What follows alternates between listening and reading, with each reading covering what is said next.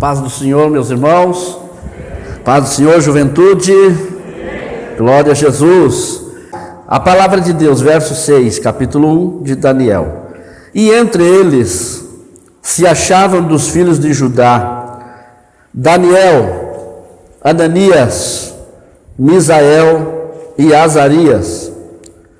E o chefe dos eunucos lhes pôs outros nomes a saber. A Daniel pôs o de Beltesazar, e a Ananias o de Sadraque, e a Misael o de Mesaque, e a Azarias o de Abdenego. E Daniel assentou no seu coração não se contaminar com a porção do manjar do rei, nem com o vinho que ele bebia. Portanto, pediu ao chefe dos eunucos que lhes concedesse não se contaminar. Pode assentar-se nessa manhã, nesse dia.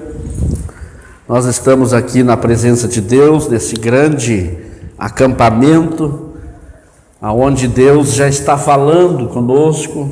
Deus já tem falado neste lugar.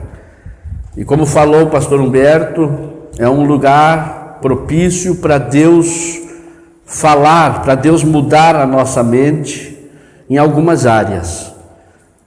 É um lugar propício para Deus trabalhar na nossa vida. Meus irmãos, esta palavra que eu li a respeito desses 4 jovens, o Daniel, o Ananias, o Misael e o Azarias, esses 4 jovens passaram por experiências lindas, boas, experiências maravilhosas. Esses 4 jovens foram levados cativos para a Babilônia, e todos nós sabemos como isso aconteceu. A nação de Israel, ela estava em desobediência a uma ordem de Deus, que eles tinham que dar os anos sabáticos para Deus. O que é o ano sabático? Eles trabalhariam 6 anos e no 7º ano eles teriam que deixar a terra descansar, e eles também descansariam. E nesse 1 ano, eles também buscariam mais ao Senhor. Teriam mais tempo de ir à presença de Deus, de oferecer os seus sacrifícios a Deus. Mas a história nos relata que eles não obedeceram e não deram os anos sabáticos para Deus. Em vez de trabalhar 6 anos e 1 ano descansar a terra, mais 6 anos e um outro ano descansar a terra, e mais 6 anos e outro ano descansar a terra, eles trabalharam 490 anos sem dar esses anos sabáticos a Deus.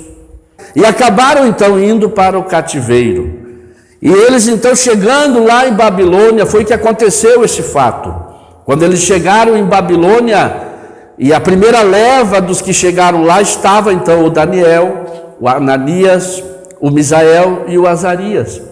Veja que quando eles chegaram em Babilônia, a primeira coisa que foi feito com eles foi a alteração do nome deles. O nome deles tinha um significado.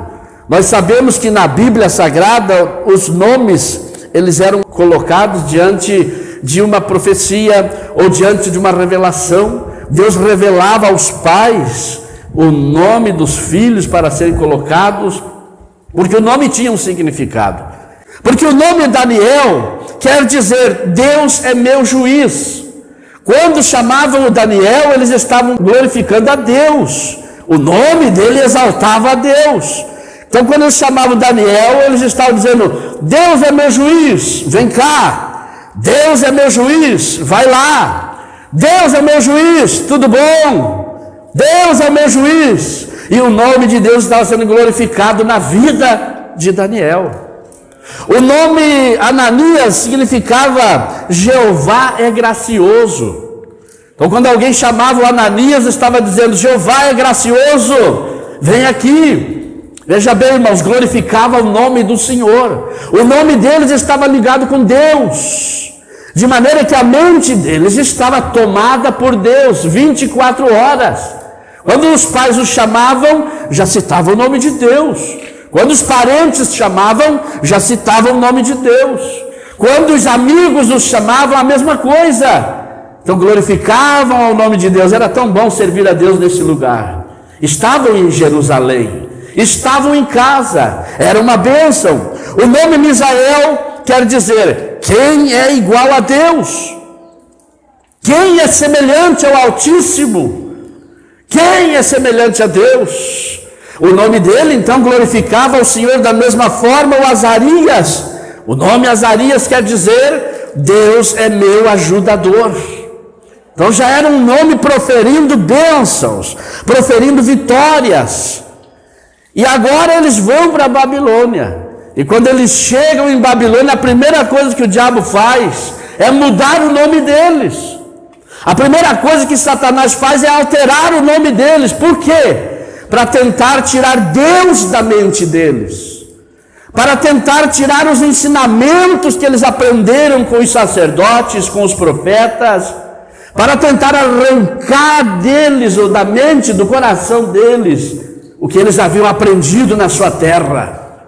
O diabo disse: eu vou tirar da mente deles, vão vir para a Babilônia e vão aprender os costumes caldaicos.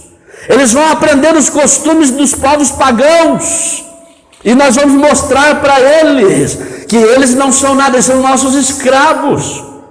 Então o diabo trabalhou ali usando o Aspenaz, que era o chefe dos eunucos, para mudar o nome desses moços.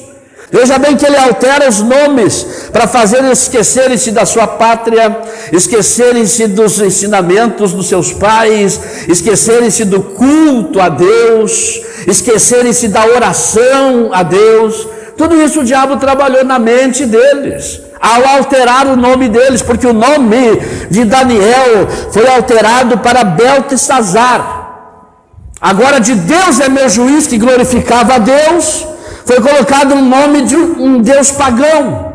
Foi colocado o nome de Baal. Baal ou Beltesazar era o nome colocado a ele. Ou Baal te proteja, que é o significado de Beltesazar. Os amigos gritavam de longe: ô Baal, vai te proteger, Beltesazar, para incutir na mente deles e tirar Deus do coração de Daniel. Mas eles não conseguiram. O diabo não conseguiu. A Bíblia diz que Daniel orava de manhã, de tarde e de noite ao Deus de Israel. Ele abria as janelas para orar e invocava o nome do Senhor. Quem sabe na oração dele ele dizia: não importa se estão me chamando de Baal, eu sei a quem eu sirvo. Em outras palavras, Daniel tinha convicção do Deus que ele servia. Jovem, você precisa ter convicção do Deus que você serve. Você pode estar lá no meio de uma idolatria lá no mundo. Você pode estar lá na faculdade no meio dos pagãos. Você pode estar em qualquer lugar distante da igreja, distante dos irmãos, distante do pai e da mãe, mas lá você tem que ter convicção do Deus que você serve. Mesmo que te coloquem apelidos, mesmo que o diabo trabalhe na sua mente, você deve orar a Deus como Daniel fazia e dizer: eu sei que Deus está nos céus. Eu aprendi que Ele é o Senhor, eu aprendi que Ele é o Todo-Poderoso, eu aprendi que Ele está comigo, não importa se eu estou aqui em Babilônia, se trocaram o meu nome, não importa o que estão fazendo comigo, eu vou servir a Deus de todo o meu coração. Aleluia! Ele propôs no seu coração, ele e os seus companheiros: não importa o que vão fazer conosco, nós vamos servir a Deus de todo o nosso coração. Para você entender, irmãos, a força da influência desse nome que colocaram em Daniel, vamos nos reportar 400 anos antes. Aproximadamente 400 anos antes, o nome Baal foi projetado na nação de Israel, através de Jezabel. E ele casa-se com essa. Olha o perigo de casar com a mulher errada. Olha o perigo, irmãos, de casar com a pessoa errada. Você deve buscar a Deus, que às vezes casa com uma pessoa que tem a aparência de que vai dar certo, mas essa pessoa vem carregada de idolatria, vem carregada de paganismo no coração, vem carregada de coisas erradas que aprendeu do avô, do bisavô, do tataravô, e não mostra as unhas ali na hora do casamento. Aí depois que casa, começa a se revelar. Então é assim, ele é crente, é de oração, busca a Deus, quer servir a Jesus, é um jovem exemplo na igreja, mas aí casa errado, pega uma Jezabel e casa com a pessoa errada, e ela vai trazer coisas e costumes lá de fora, e vai tentar incutir na sua mente. Assim aconteceu com Acabe, e daqui a pouco ele estava dominado, e aquela mulher trouxe os ídolos da sua terra, trouxe lá e colocaram em Samaria, e inclusive o rei Acabe com Jezabel construíram um templo para Baal, um altar para Baal lá em Samaria. E agora essa mulher, ela traz junto de si, ou para si, da sua terra, 450 profetas de Baal, e mais 400 profetas de Azera, que profetizavam para Azera. Eram 850 homens que comiam na mesa de Jezabel. Em outras palavras, ela sustentava esses profetas. Elas pagavam soldo para eles, pagavam salário para eles ficarem ali, profetizando idolatria, profetizando prostituição, profetizando a mentira, profetizando coisas erradas, ao ponto do profeta Elias ter que ir lá e fazer um desafio aos profetas, porque a nação ficou em cima do muro, a influência era tanta, que a nação de Israel estava pendendo já para o lado de Baal. Olha a situação e a influência, irmão, dessas coisas, é muito forte. É preciso ter convicção, é preciso ter certeza, é preciso combater contra, é preciso lutar contra para vencer. E é por isso que você está aqui neste acampamento, é para aprender a lutar contra o pecado, aprender a lutar contra esse sistema desse mundo, aprender a lutar contra Satanás, mesmo que a oferta seja boa, você vai dizer, não, eu não aceito, eu vou só servir ao Deus de Israel. Oh, aleluia, você pode dar glória a Deus, levante a sua mão direita ao céu. Levante a mão direita ao céu, eu sinto que Deus quer dar algo aí na sua vida agora, aleluia, Deus quer alcançar algo para você, meu jovem, aí no seu coração. Comece a dar glória a Deus, abre a sua boca e peça para Deus nesta manhã, ou nesse dia, peça para Deus, Senhor, me dá convicção, e me dá forças para mim lutar contra este sistema, glória a Jesus. E Daniel então enfrentou esse problema quando foi alterado o seu nome. Olha a influência maligna. Lá estava o profeta Elias e teve que fazer um desafio que vocês já conhecem. É o desafio do fogo, é o desafio para mostrar quem era o Deus verdadeiro. E o Deus verdadeiro se manifestou lá, e o Deus verdadeiro vai se manifestar aqui também nesse acampamento. O Deus verdadeiro que estava com Elias lá está aqui também na nossa vida, e Ele vai responder com fogo. Eu creio que Jesus vai batizar com o Espírito Santo aqui nesse acampamento. Eu creio que Jesus vai renovar pessoas em variedades de línguas. Eu creio que Jesus vai renovar a sua vida. E se você crê, irmão, dá glória a Deus e peça esse avivamento. Peça para Deus renovar a sua vida. Comece a orar aí no banco e dizer, Senhor, eu não quero sair daqui do mesmo jeito que eu entrei. Eu não quero sair daqui da mesma forma que eu cheguei. Eu quero sair daqui com a minha vida renovada na sua presença. E Ele está renovando a sua vida, meu irmão, através desta palavra.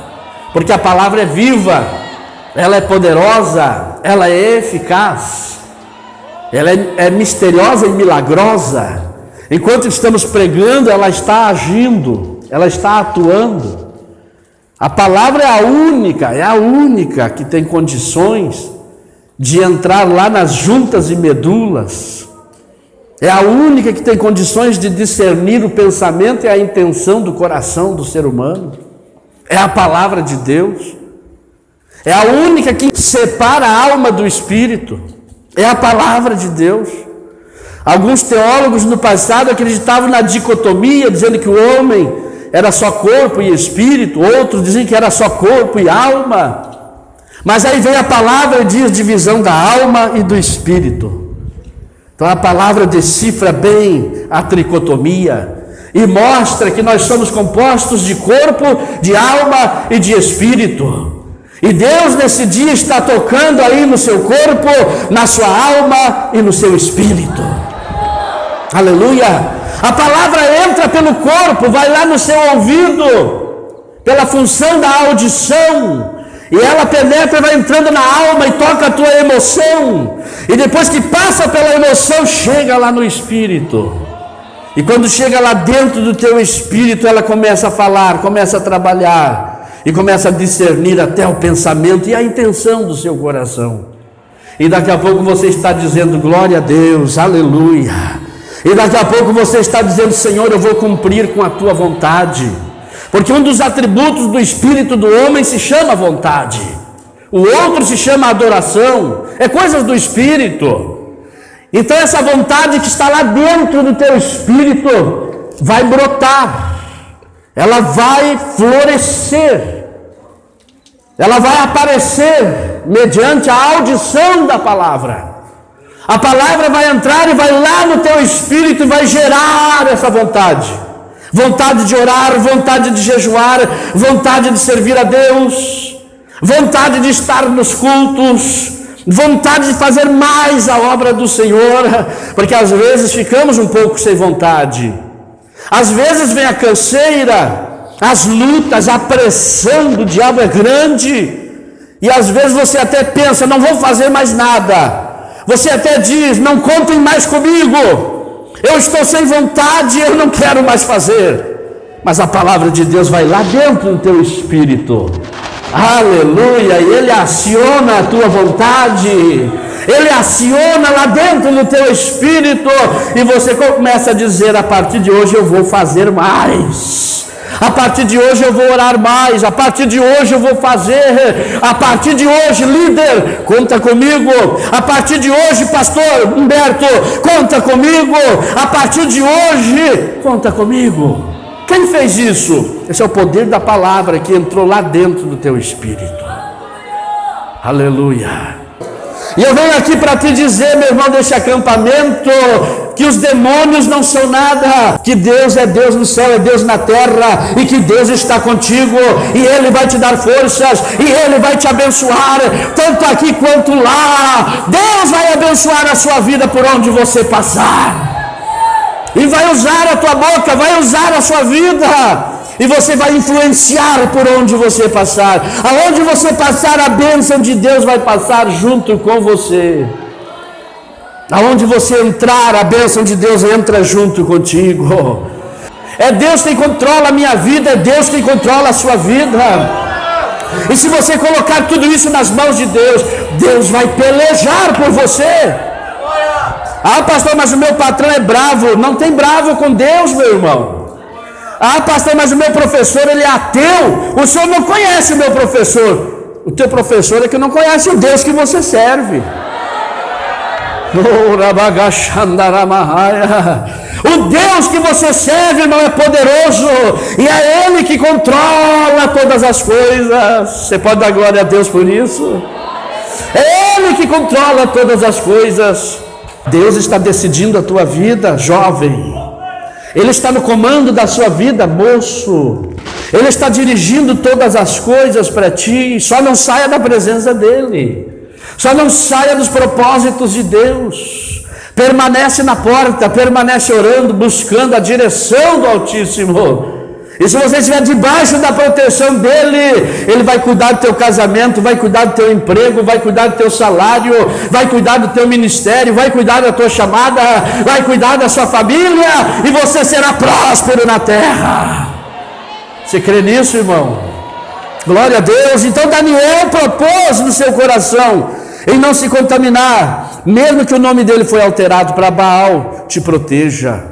Ele sabia que o Baal não protegeria coisa nenhuma, tanto é que quando ele foi lá para a cova dos leões, não foi Baal que livrou Daniel, não foi Baal, aleluia.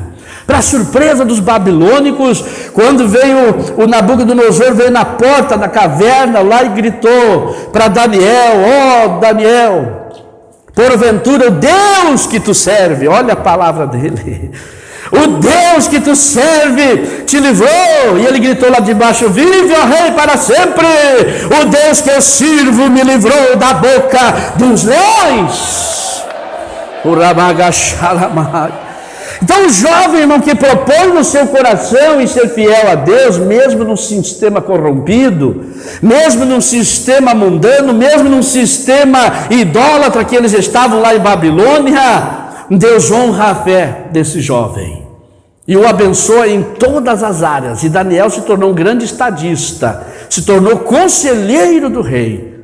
Por quê? Porque ele serviu a Deus com integridade e propôs no seu coração. Vamos para frente. Ananias quer dizer Jeová é gracioso. E aí mudam o nome dele. Eu quero falar aqui, irmãos, sobre a influência na mente deles. E eles não se deixaram influenciar por isso. Tá certo? Porque os nomes colocados aqui eram para influenciá-los, para tirar Deus do coração deles, para tirar a palavra do coração deles. E aí vem o chefe dos eunucos e muda o nome dele para Sadraque, a deusa da lua. Essa deusa da lua, ela era conhecida como a deusa da fertilidade, era também conhecida como a deusa das prostituições.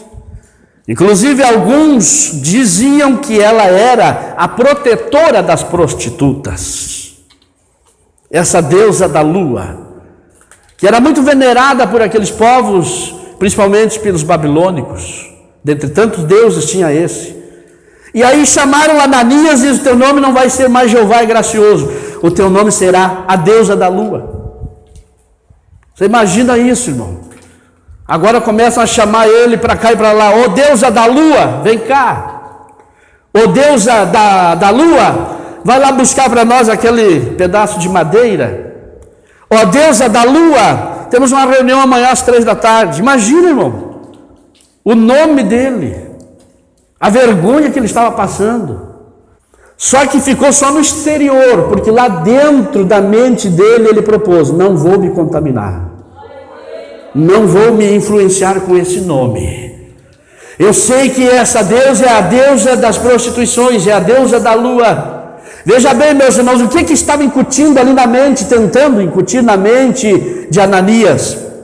O espírito maligno, os demônios que estavam ali, o próprio diabo estava ali, tentando incutir na mente daquele moço as coisas das prostituições da época, porque o nome era isso. Então, desde aquela época, os jovens já lutavam com isso, com essa área da prostituição.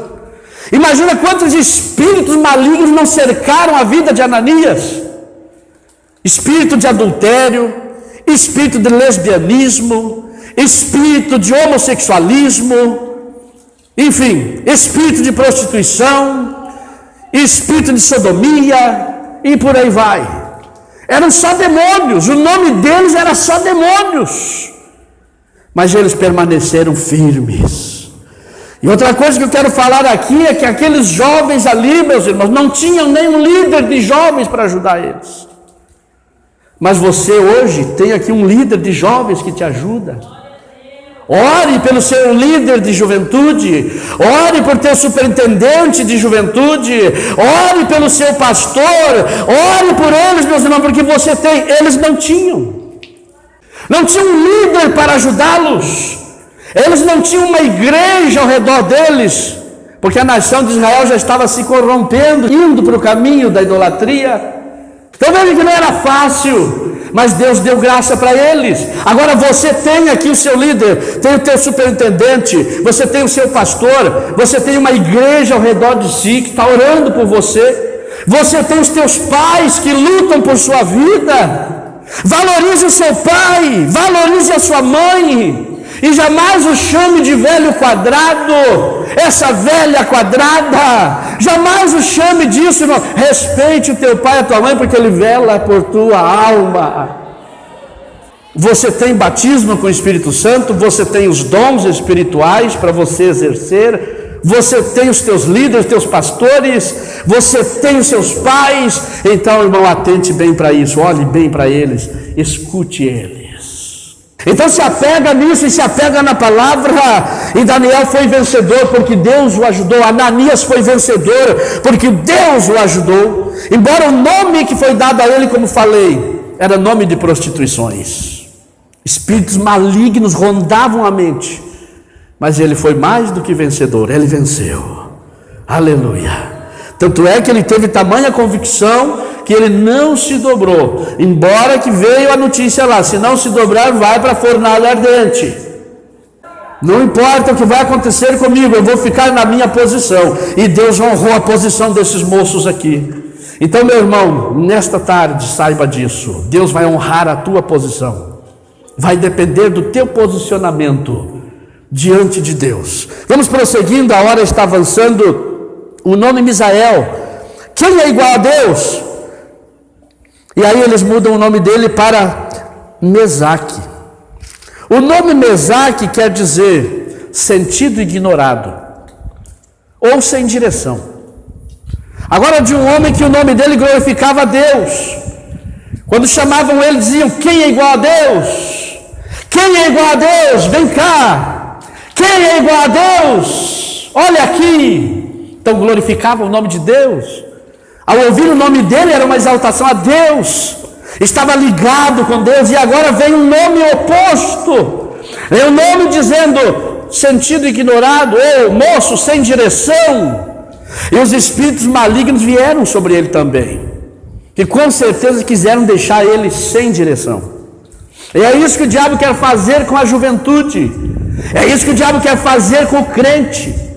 Ele quer deixar você sem direção, sentido ignorado.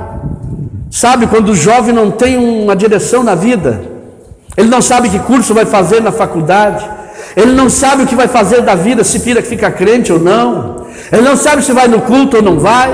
A vida dele vai a Deus dará, ele vai levando a vida. É esse espírito maligno que está dominando a vida deste moço. Tentaram incutir na mente dele esse espírito maligno que veio trazer para ele esse senso de sem direção, esse senso de não saber o que está fazendo, esse senso de não saber o que quer da vida. Quantas vezes, quem sabe, não foi atacado por esses espíritos lá em Babilônia, e ele pensava: e agora o que eu faço? Mas ele buscava a Deus. Quando você buscar a Deus, Deus vai te dar a direção certa. Embora tenham demônios do seu lado com o propósito de te desvirtuar da direção, embora tenha demônios do seu lado com o projeto de te deixar sem destino, de te deixar sem uma rota, embora esses demônios querem tirar você do caminho, se você buscar a Deus, Deus vai te dar a direção certa. Deus vai dizer: meu filho, anda por aqui. Deus vai dizer: filho, trilha neste caminho, e você não será confundido, você será vitorioso em todas as áreas da sua vida. Deus vai abençoar lá no seu casamento. No seu casamento, Deus não vai deixar você sem resposta. E muitas vezes o diabo coloca isso, é aí que dá o problema, deixa sem direção, sentido ignorado. Vou casar com a primeira que vem na frente. Eu já estou azarado mesmo, né? É o diabo trabalhando na mente. Eu já estou numa situação, seja o que Deus quiser. E aí pega o primeiro que vem. Cara preguiçoso, não trabalha, camarada não quer nada com a vida, não estuda, não obedece pai, não obedece mãe. Talvez tenha até os olhos verdes ou azuis. Talvez seja um pão, como elas usavam antigamente essa linguagem, hoje não usa mais, mas quando dizia aquele gatinho, olha só, é um pão, aí casa com pão e passa fome, porque o pão não trabalha. Mas olha que lindo que ele é, e assim por diante. Olha ela, que linda que ela é, olha que maravilha. Não obedece à mãe, não, como disse o pastor Humberto, não sabe fritar um ovo, não sabe dobrar um lençol, não sabe tirar o sapato, entrar em casa. A mãe limpou toda a casa, e ela entra lá sujando tudo. E o moço tem que ver isso, ele tem que observar isso. Quando eu namorava a irmã Clarice, eu ia lá na casa da nona, minha sogra, e eu procurei observar isso, ver como é que ela era com a mãe dela, como é que ela agia com a mãe dela. Porque eu pensei assim, ela vai ser dentro da minha casa, eu vou viver com ela o resto da vida. Eu não quero uma mulher rixosa dentro de casa, eu não quero uma mulher desrespeitosa, eu não quero uma mulher mandona dentro de casa, eu não quero uma mulher relaxada, uma mulher que o chão fique encardido, uma mulher que a roupa fica encardida. Aí sabe o que acontece? Você vai ser mais um daqueles obreiros que vai para o culto com a gravata torta, porque não tem uma mulher em casa para olhar que a gravata está torta. Vai com o casaco rasgado aqui atrás. Quantos obreiros com o casaco rasgado assim no púlpito pregando? Eu só olho assim e digo, esse homem não tem mulher em casa. Entendeu? Observe bem, cuide. Veja se ela é trabalhadora. E aí ela vai cuidar do perfil do marido, e o marido vai cuidar do perfil da esposa. Deus está falando ao teu coração, Deus vai te dar direção. Estava aqui este moço sendo impactado por esse espírito maligno de sentido ignorado, de sem direção, um demônio atuando no nome dele. E você chegou aqui pensando, eu não sei o que eu vou fazer da vida, esse retiro vai ser o último retiro da minha vida, ou esse acampamento é o primeiro e o último. Fui lá só porque me convidaram. Você está sem direção. Eu vou lá para ver no que vai dar isso. Você vai estar sem direção. Mas Deus te pegou aqui hoje. Deus te pega hoje aqui, meu irmão, e Ele vai te dar a direção certa.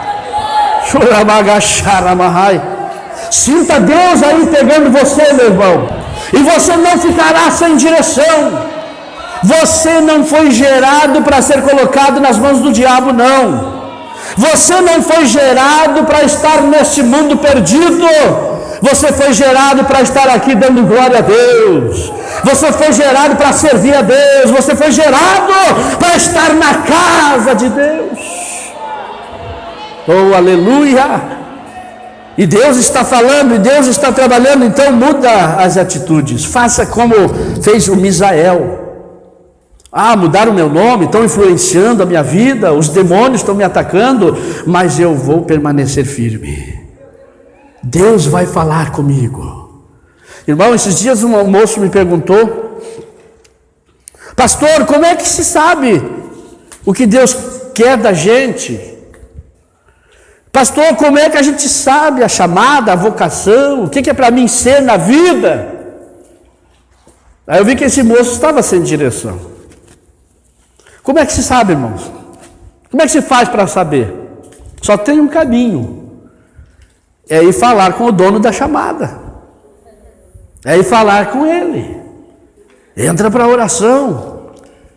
E eu quero te passar aqui um pouco das minhas experiências. Quando eu era jovem, eu comecei a orar sobre isso, porque Deus falou comigo, eu tinha 9 anos, e disse para mim tudo o que eu ia ser, aonde eu iria chegar. Deus falou até o meu casamento. Deus me mostrou a irmã Clarice e disse, essa é tua esposa, antes dela me conhecer. E Deus foi mostrando tudo o meu ministério. Mas como isso aconteceu? Primeiro com 9 anos lá Deus mostrou, e depois Deus silenciou, não falou mais. E eu fui crescendo, cheguei lá aos meus 16, 17 anos. A gente tinha que aprender com a vida. E buscando a Deus, orando e buscando a Deus uma direção. E Deus foi me mostrando. Então como é que o jovem faz para saber? É orando, é falando com Deus. Quando você for orar no monte, não vá lá no monte pedir fogo. Senhor, eu quero ver fogo aqui no monte. Não, Senhor, eu quero saber a tua vontade. O que o Senhor quer comigo? Uma vez um jovem foi orar comigo no monte e começou, Senhor, mostra um sinal aqui, eu quero ver fogo, eu quero ver fogo. Eu bati no ombro dele, irmão, não peça isso. Peça para saber a vontade de Deus na sua vida. Peça o que Deus quer contigo e Deus vai revelar a ti. Coisa boa, aí o fogo vai se manifestar, é uma bênção, glória a Deus. E aí eu ia para a oração: Senhor, o que o Senhor quer? Me mostra, me fala. E Deus foi dando a direção. Quantas madrugadas, irmãos, em cima de uma pedra eu não passei orando. Madrugadas frias, de inverno, de 0 graus. E eu com a jaqueta de couro, colocava um chapéu, colocava umas botas para resistir o frio. E eu dizia para a irmã Clarice e o Ezequiel, recém-nascido, meu filhinho, recém-nascido, eu dizia para ela: eu vou lá para a oração. Atrás de casa tinha uma pedra, e lá eu ficava madrugadas inteiras. E lá eu dizia: Senhor, apressa a chamada na minha vida. O que o Senhor quer de mim? O que o Senhor tem para mim? E Deus começou a mostrar, começou a revelar. Aí Deus começa a trabalhar.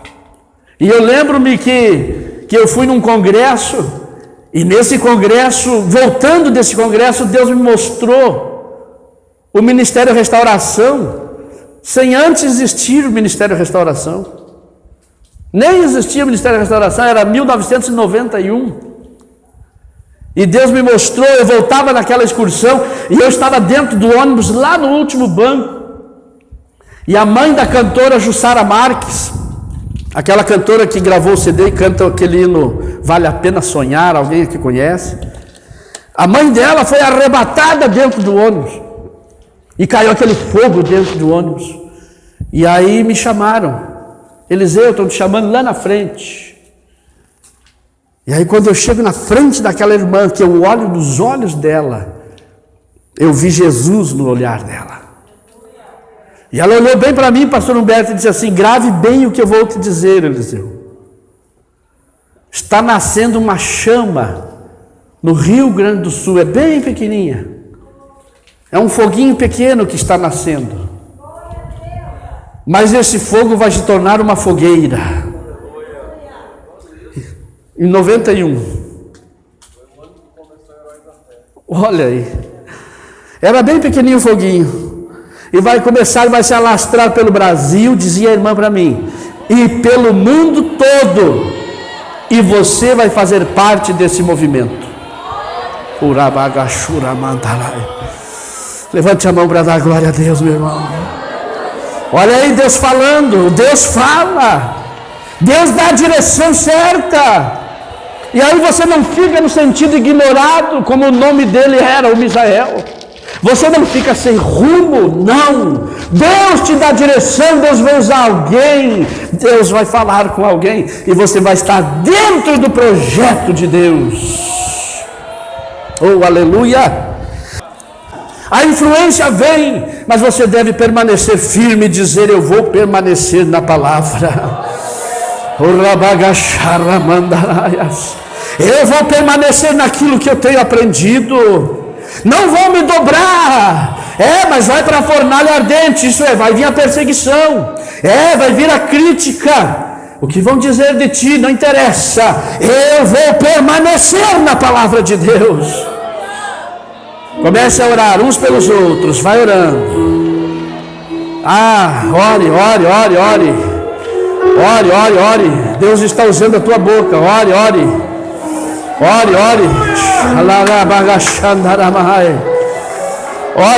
Ore, comece a orar. Deus vai te usar, quem sabe até em profecia, que eu sei que tem profeta de Deus aí. Sim, tem profeta de Deus aqui no meio do povo. Ore. Diga uma palavra, vai orando. Senhor, abençoa esta jovem. Senhor, abençoa este moço. Senhor, abençoa agora.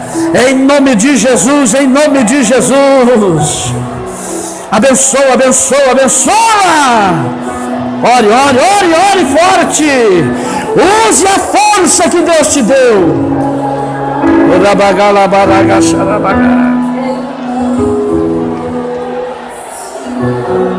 Não sairia dali sem a bênção nas mãos.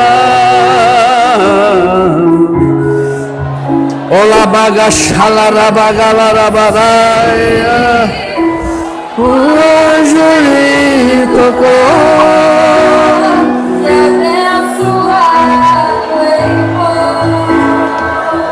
Oh, santo.